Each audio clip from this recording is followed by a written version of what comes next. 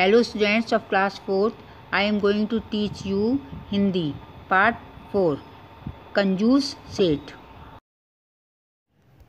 बच्चों, अब हम आपको हिंदी का पार्ट 4 कंजूस सेठ पढ़ाने जा रहे हैं। प्रस्तुत पाठ के माध्यम से बच्चों को बताया गया है कि एक कंजूस सेठ जो एक पैसा तक दान में नहीं देता था, घर के लोगों को भी सुख से खाने पहनने को नहीं देता था, ऐसे कंजूस सेठ से एक ठग ने किस प्रकार रुपए ऐंठे। एक सेठ बहुत कंजूस था। वो किसी को भी एक पैसा तक दान में नहीं देता था, घर के लोगों को भी सुख से खाने पहनने नहीं देता था। उसके बराबर का सूदखोर भी कोई नहीं था। उसकी कंजूसी से परिवार वाले परेशान थे। उसके पास लाखों की संपत्ति थी, पर खर्च का नाम सुनकर उससे बुखार आ जाता था। एक दिन एक ठग ने सोचा कि किसी तरह इस कंजूस से कुछ ठगना चाहिए।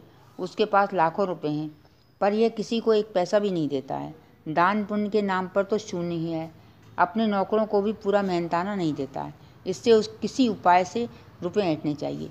वह सेठ के पास गया और कहने लगा, सेठ जी, हमारे घर आज मेहमान आए हैं, बर्तनों की ज़रूरत है। कृपया 8-10 बड़े बड़े बर्तन देने का कष्ट करें। मैं कल आपके बर्तन वापस कर दूंगा। सेठ ने बहुत नानुकुर करने के बाद उससे 8-10 बर्तन दिए।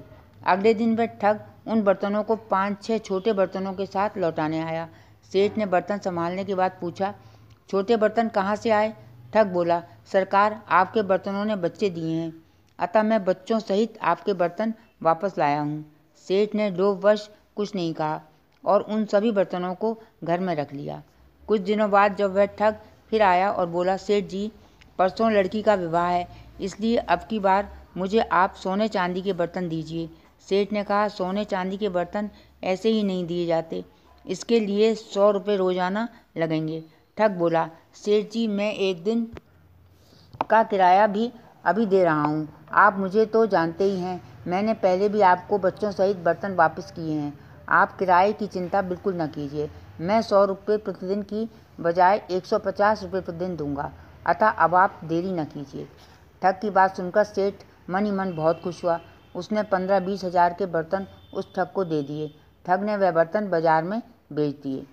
अब 8 दिनों तक बर्तन वापस नहीं आए तो सेठ घबराने लगा। सेठ ठग के घर गया।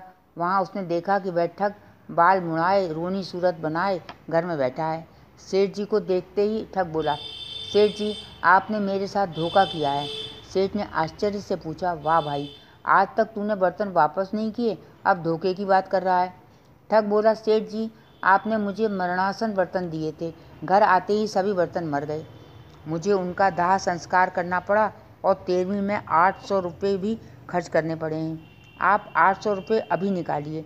यह कहकर वह छाती पीट पीट कर चिल्लाने लगा, हाय राम, इसे सेठ ने मुझे जानबूझकर मरणासन बर्तन दिए, मेरी नाक कट गई। सेठ के प्राण सूख गए। वह बोला, अरे यह क्या बक रहे हो, क्या बर्तन भी कभी मरते हैं? ठग बोला, सेठ जी, जब बर्तन बच्चे दे सकते हैं तो उनका मरना संभव क्यों नहीं है? पहली बार आपने बर्तनों के बच्चे चुपचाप ले लिए थे, अब इस बार बर्तनों की 13वीं के रुपए दीजिए। इतना कहकर वह सेठ से झगड़ने लगा। उनका झगड़ा सुनकर आसपास के लोग एकत्र हो गए। सेठ ने अपनी बदनामी के डर से उसको चुपचाप 800 रुपये दिए और मुंह लटकाकर वापस चला गया। लोगों को अब सारी बात मालूम हुई तो वे हंसते हुए कहने लगे, इसी बात को कहते हैं नेहले पर दहला। बच्चों, इसलिए कहते हैं कि हमें कभी कंजूस नहीं बनना चाहिए।